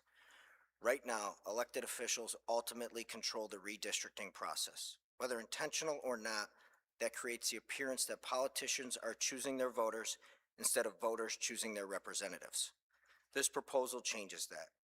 Under this local law, district lines would instead be developed through an independent, citizen-led process with public hearings, transparency requirements, geographic balance, and legislative oversight built into every stage. And I want to be direct about something because I expect this question. The proposal does not eliminate the legislature's role. We retain significant authority throughout. The difference is that the legislators no longer draw their own districts. Here's how it works. This body passes the local law. It goes before the voters in November as a charter amendment. The public gets the final say on whether this system exists at all. If approved, the process would begin next year with an application administered by the comptroller. Any qualified resident can apply. From there, an independent applicant review panel made up of appointments from the county executive, comptroller, county clerk, and legislative chair review applications and select a qualified pool of 100 candidates. Importantly, the legislature still has oversight at this stage. The legislature may remove applicants for cause by a 2/3 vote. That means if there are conflicts of interest, dishonesty, inability to serve impartially, or other legitimate concerns, the legislature can act. Then, through public and transparent random selection process, the initial commissioners are chosen. The commissioners then complete the full 15-member commission while complying with geographic and voter enrollment's balance requirements. From there, the commission begins the actual redistricting work. This is where the transparency becomes critically important. The proposal requires multiple public hearings, publication of draft maps, written public comment periods, public records retention, and detailed written findings explaining how maps comply with legal standards. This process is designed to happen in public, not behind closed doors. Once the commission adopts a final map, the legislature still reviews it. The legislature can reject the map if it believes the commission failed to comply with the charter criteria, but objections must be tied to actual legal or procedural standards, not politics or incumbency protection. And importantly, the legislature cannot redraw the map itself. I believe that's a critical safeguard for public confidence. If disagreements continue, there are additional review stages, executive veto authority, override provisions, and ultimately judicial review if the process fails entirely. This is not a system without checks and balances. It's a system with multiple layers of accountability, public accountability, legislative accountability, and executive accountability. What this proposal ultimately does is modernize the process and align it with what many voters increasingly expect: that redistricting should be transparent, fair, and insulated from direct political self-interest. It's about whether the public trusts the process, and I believe a citizen-led process with public hearings, objective standards, and independent review strengthens that trust. Thank you, Legislator Ryan. Are there any questions from legislators? Legislator Burtis. Well, I could withhold from the last. My remarks would not be meaningful, I don't think. We're headed that way. But on this one, Legislator Ryan, listen, I spent my time redistricting prior to me. Legislator, then Chairman Knapp also did. I was there, and let me just say that it's difficult. My opinion, it is the way it was. It was very political. The minority leader, Chris Ryan, legislator, was here. And he and I spent a lot of time together talking about the maps. It's very difficult to draw these maps. Let me just say that. I'd like to say that about 12 times, but it's very difficult to draw these maps. We had talked about shapes. People got into the shape, I won't bring up what they called them, but the shape of them and all of that. But it's very difficult. I would describe this all as a puzzle. A puzzle. There are requirements that our districts need to look like. I won't go into what they are, but they're listed, right? And some of the understanding or the agreements that we made that we won't take apart villages, and we'll try to keep things together as best that we can.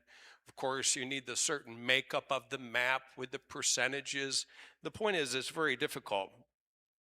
Last time we did include the public, and I'm sorry, but if it's difficult and complicated, the public has a hard time understanding, as some legislators did.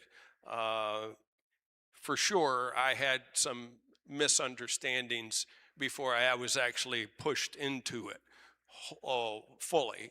And then you get a real good idea of what it is. I believe that last time it was fair and objective. We had myself there, and then also the minority leader there. We had discussions in the office for a while. We had a wonderful time together, and it's hard. So you want this, and I would like to give it to you. If we move here, we do this, we take that apart, back to the puzzle. It's hard.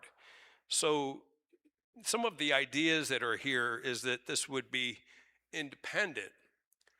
Well, I understand that that is probably a desire, but we all know in this community that that is very difficult to do. Very difficult to do. That's just the truth. There's not a lot of people in our world here that want to volunteer for much of anything. Say nothing about get involved in something so polarizing, so political, that will be so hot in the world that we live in. And I understand, but there's only going to be so few people that are really wanting to dive into this. So, you know, I understand what's written here, and as a former chair, I understand what's here, but it's complicated, right? It is complicated. How this was written, who it was written by, I do not know for sure. It's fine, but it is complicated, and I guess I'll leave it there for a minute. Thank you, Legislator Burtis. Any other questions from legislators? No, you have your mic in your hand. You looked ready to go. Seeing none? No way. All right. Legislator Rome? Thank you. I'll agree with Legislator Burtis that it is difficult to draw those puzzles, being somebody that put one of those puzzles together. I just want to thank Legislator Ryan. He did a lot of work with this. I know that he had reached out to me a number of times to create this, and just the number of drafts that went into creating this to trying to make it the best law possible. I appreciate that work that he did, so thank you. We have a question in the back. If you can state your name and title for the record. Okay, I'm Bob Durr, I'm the county attorney. This is not a question, but clarification. Just first of all, on the last local law regarding whether or not one or multiple people can be put on that law, you can put multiple people on that, so you could include the comptroller.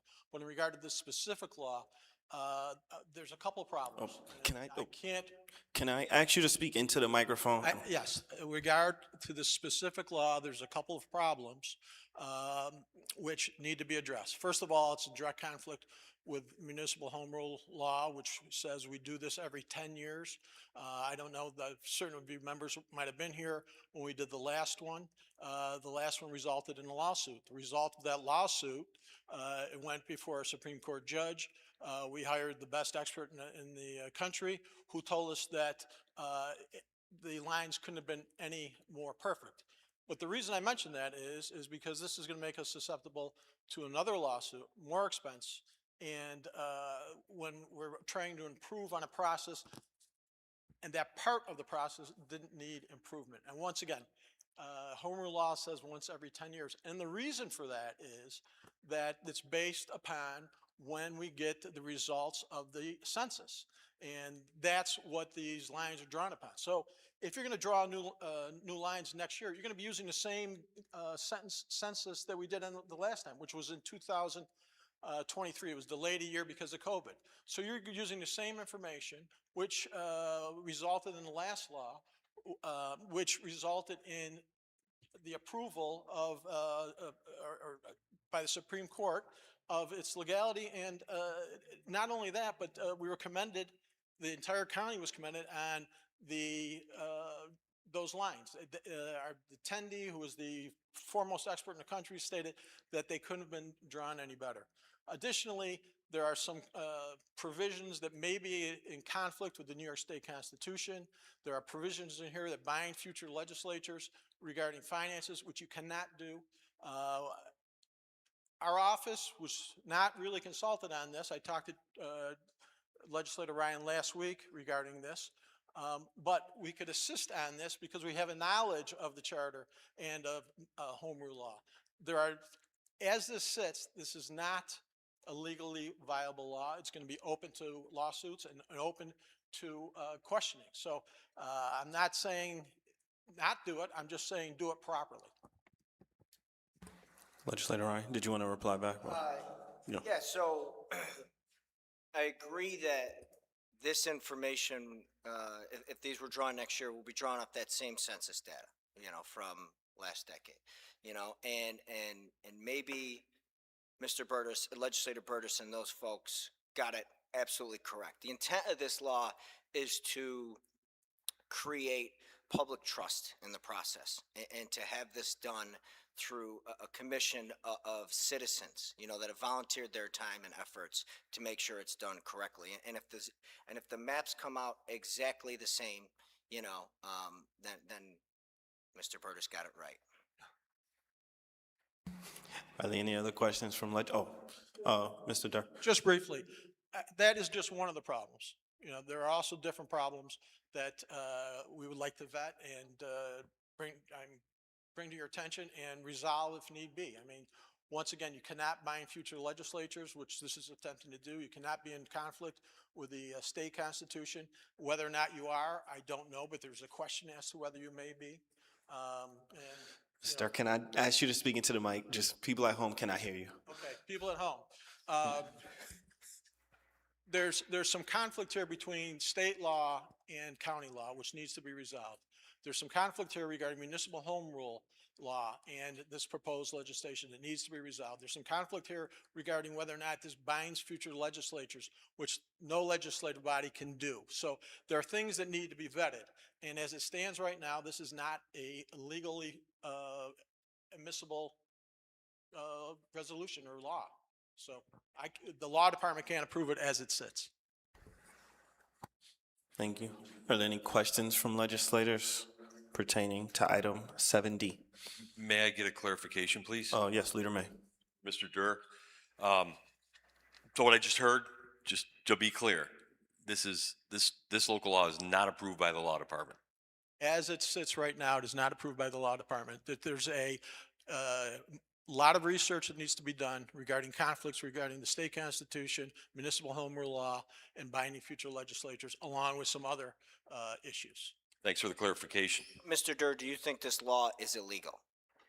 Do I think it's illegal? I don't think it's in legal form right now.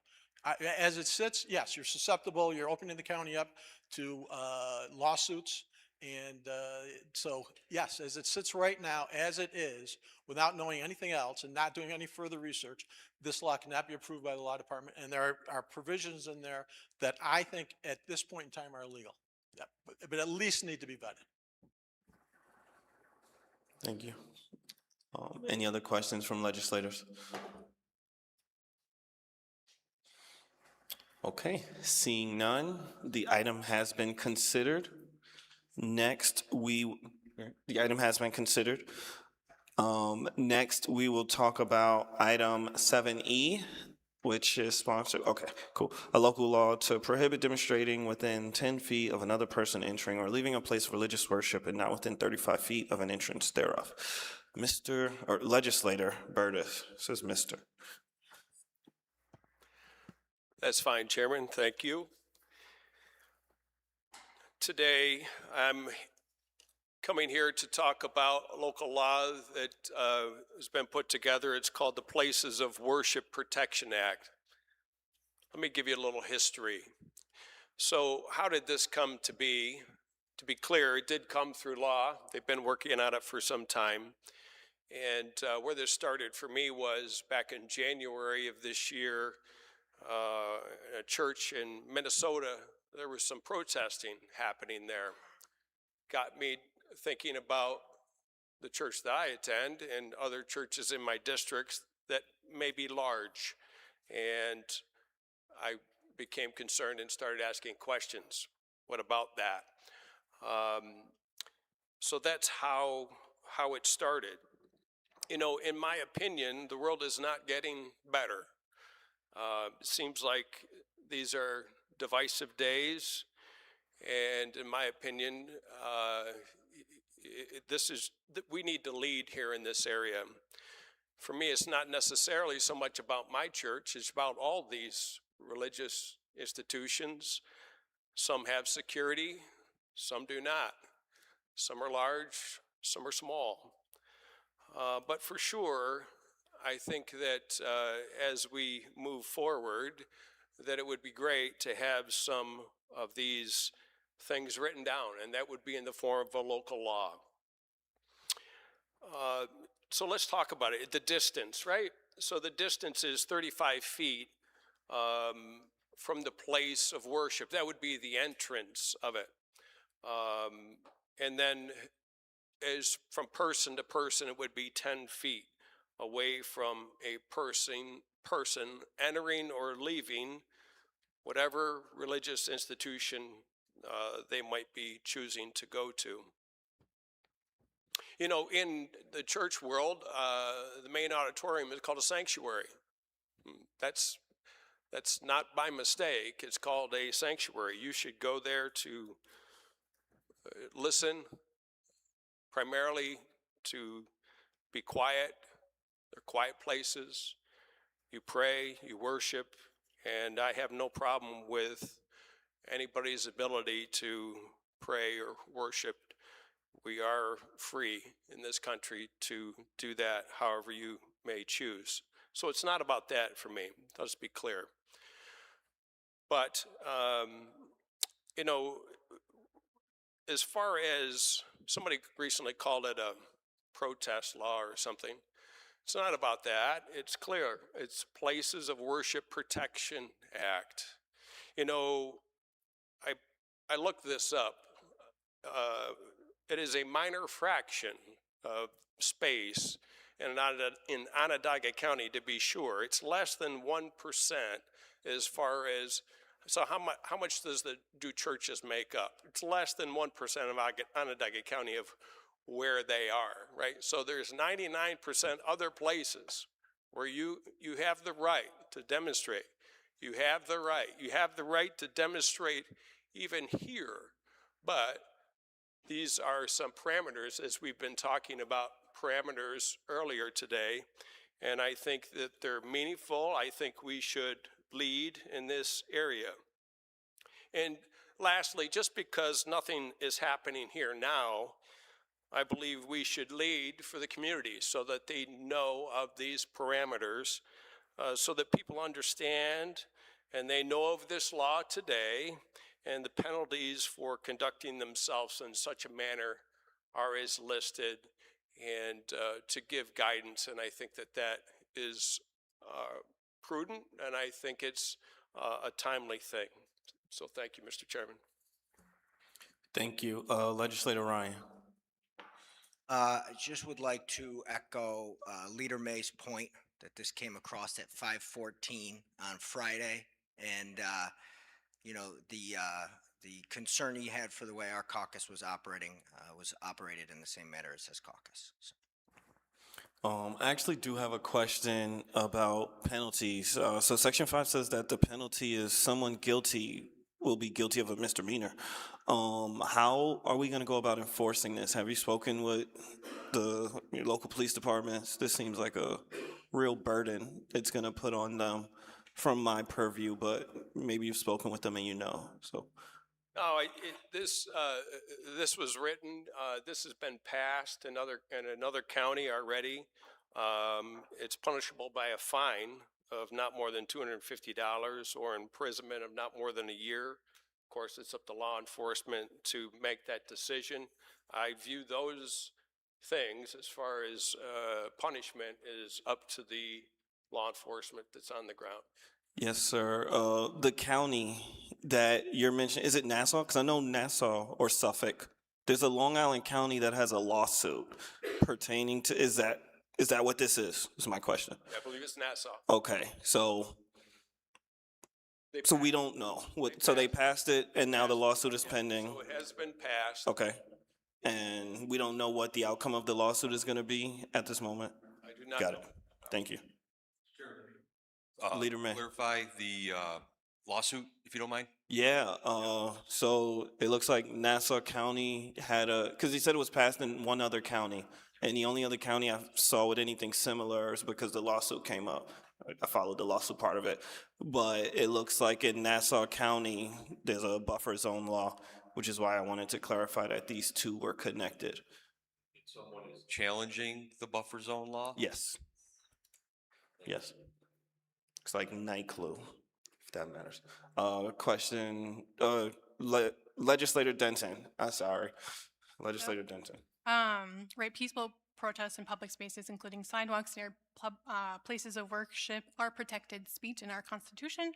And there's federal laws and trespassing laws already in place, like the FACE Act, which is a federal law that protects places of worship from harassment and violence. So I'm kind of curious, like, why would this be needed when we already have some federal and state laws in place? And then also the county that was mentioned, Nassau, who is being sued for this it's the same law because it could violate our U.S. Constitution. So again, very concerning that we would open up the county to lawsuits. Can I respond? Thank you. Yeah. Yes, please. Sorry. So, well, we live in a land of disagreement, and that means lawsuits, whether it's about maps or any of these things. So the fact that it's being challenged in a lawsuit is not that meaningful to me. Again, that's why I said I think we need to lead as far as the FACE Act, which is a federal law, right? That is the freedom of access to clinic entrances.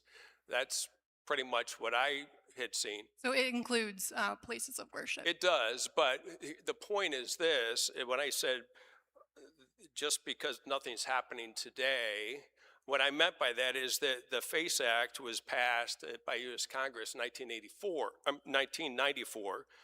That was 30 years ago. I don't know that people know that there's that law on the book.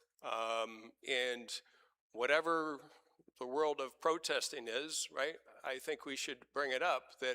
And I think it's reasonable that people should be able to walk into whatever religious institution that they want without fear of protesting happening outside or inside.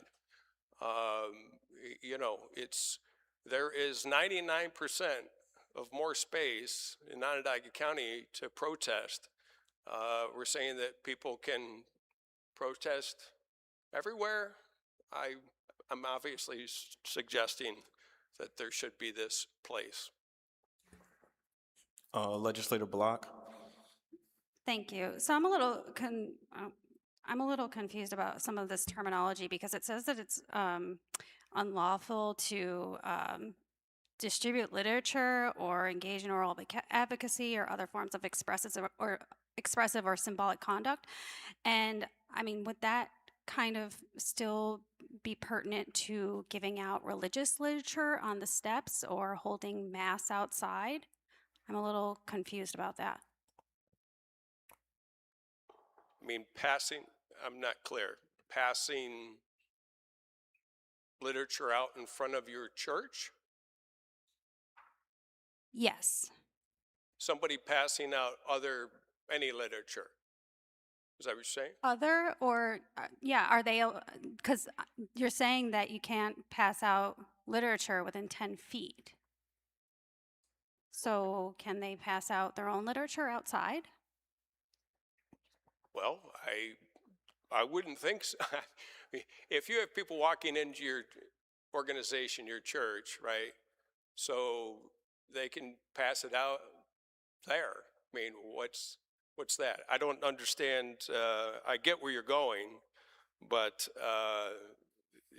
this is specifically talking about without such individuals express consent for the purpose of demonstrating, picketing, protesting, distributing literature, I see it, displaying signs, engaging in oral advocacy or other forms of expressive or symbolic conduct, right? So I think it is folks with opposing views. Question. Oh, Legislator Thompson. Thank you for this. And oh, am I working? That's there. Okay. Yes. Hold it real close. You mentioned that the FACE Act from 1994 is on the books and that it protects places of worship for points of access, right? And did I hear you correctly saying that because it was from 1994, people have forgotten that it exists? It's my suggestion. And so are we creating a law to remind people that a law exists? Well, this is a local law, right? The idea Correct. here is this is Does this supersede the federal law that was passed in 1994? no. Is it doing anything different?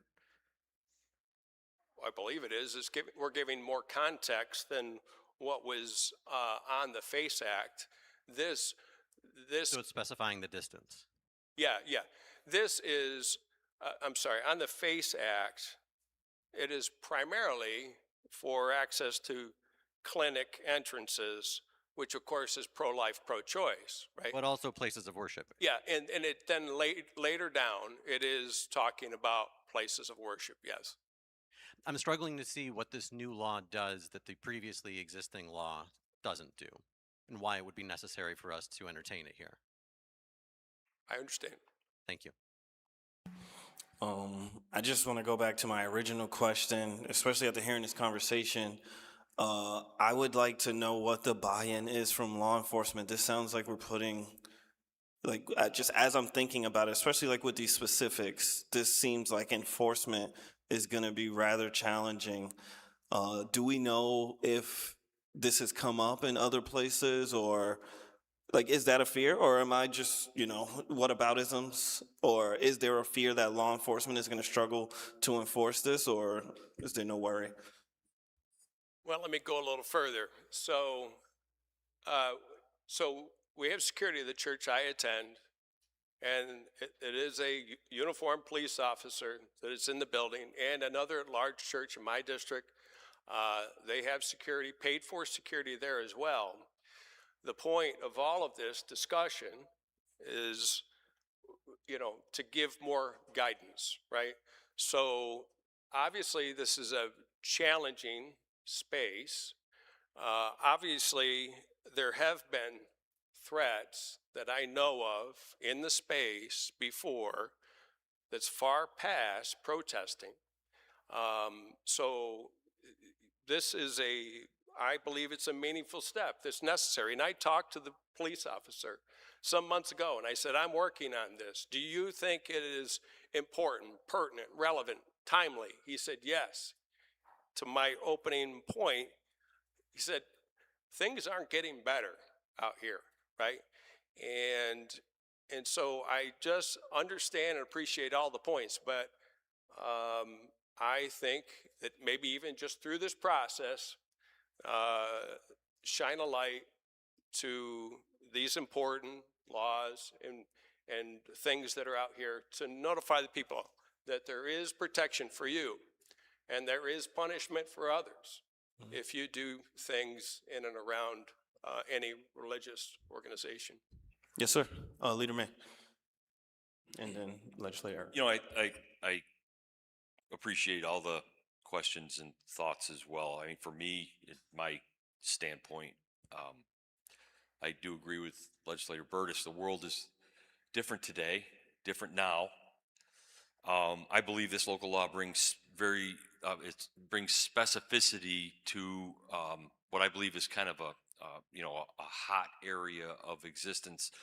The thing I like about this is, in the business world, I always tell my people I work with, don't tell me no, tell me how. Okay?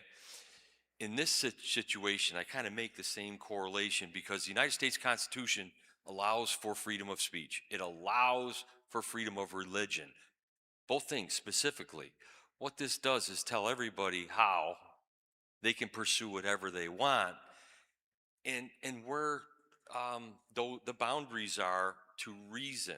That's all. No one's saying you can't protest. No one's saying, but there's points of reason here.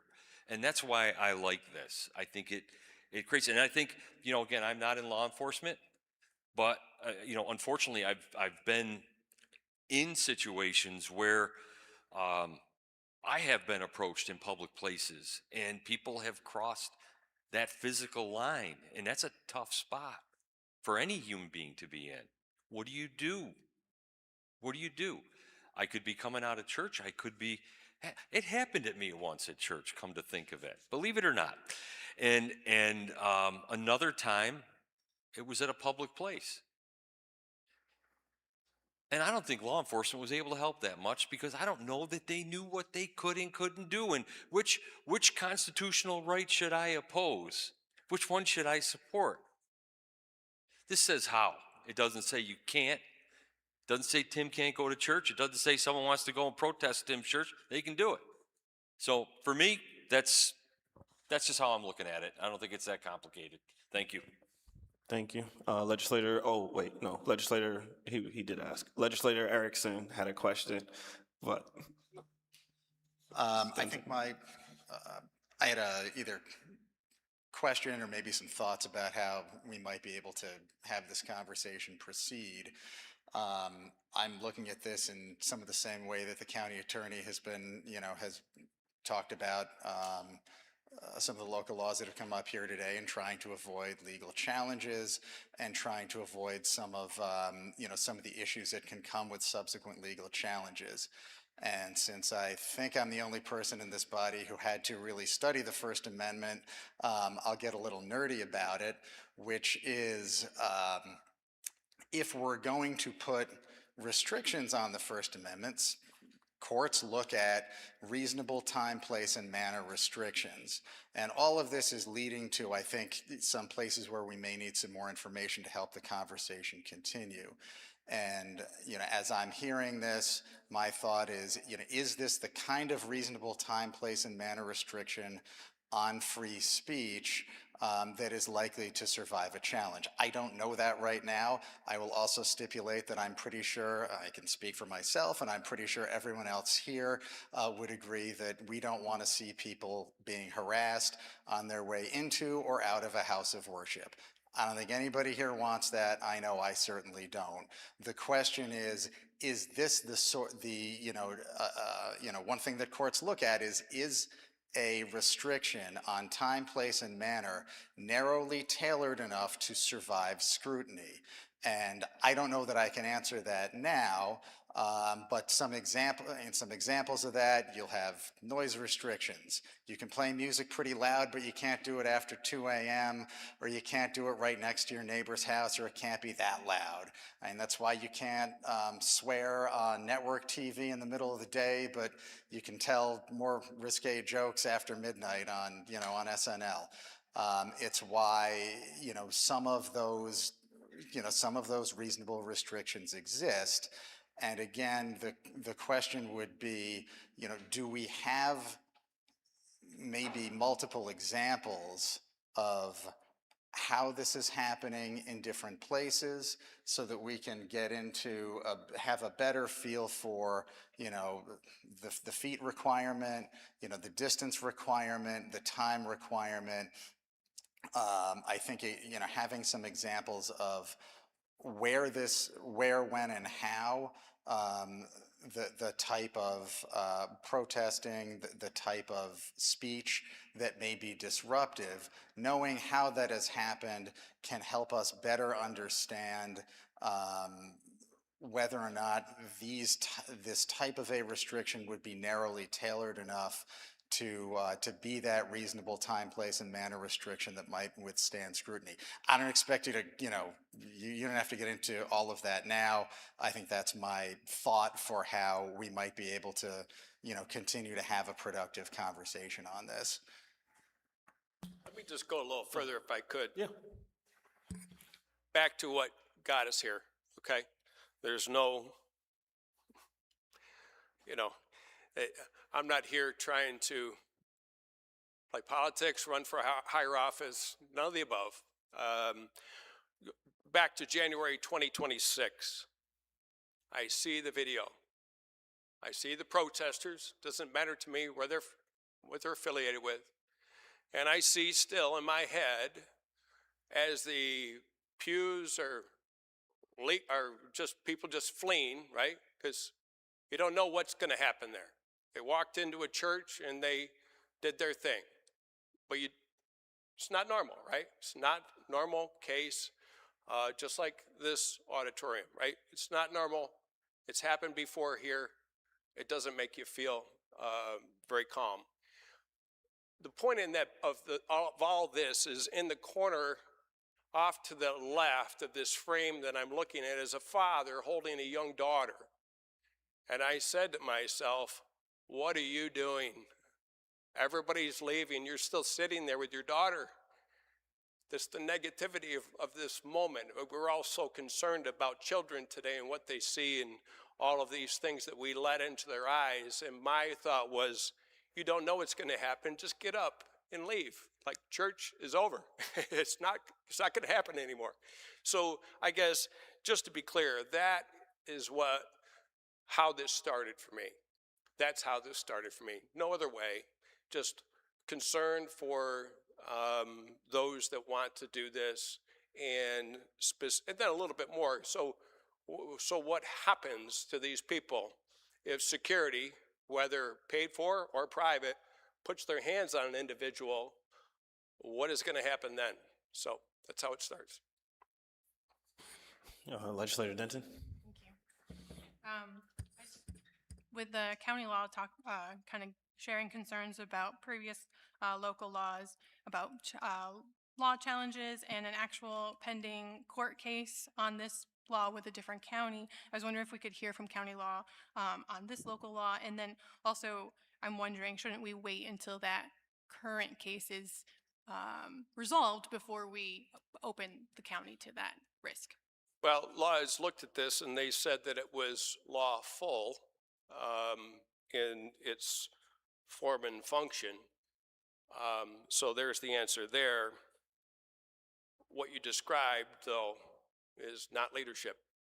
And let's wait for the next thing. I don't know, maybe the attorney there can help us, or over here. How long will that take? That could take a while. And to me, that's not leadership. And then, by the way, I'm not afraid. I'm not afraid. to walk forward. Thank you. Are there any other questions from, legal. I just want to note, there's a difference between something that is illegal on its face and something that is maybe illegal, right? There's a huge difference between that. The legal analysis is completely different. And that's kind of what we're dealing here with today, with the laws department's perspective on the redistricting local law versus this one. But with the active local case, is that Sure. concerning? You can be of concern to whatever degree you think. I mean, some people are more risk averse than others. It's ultimately the legislature's decision, but Question. if you say that we can't do something because there's a lawsuit on it, nothing gets done. What happens if the lawsuit goes and says the Nassau law is illegal? What happens to our law?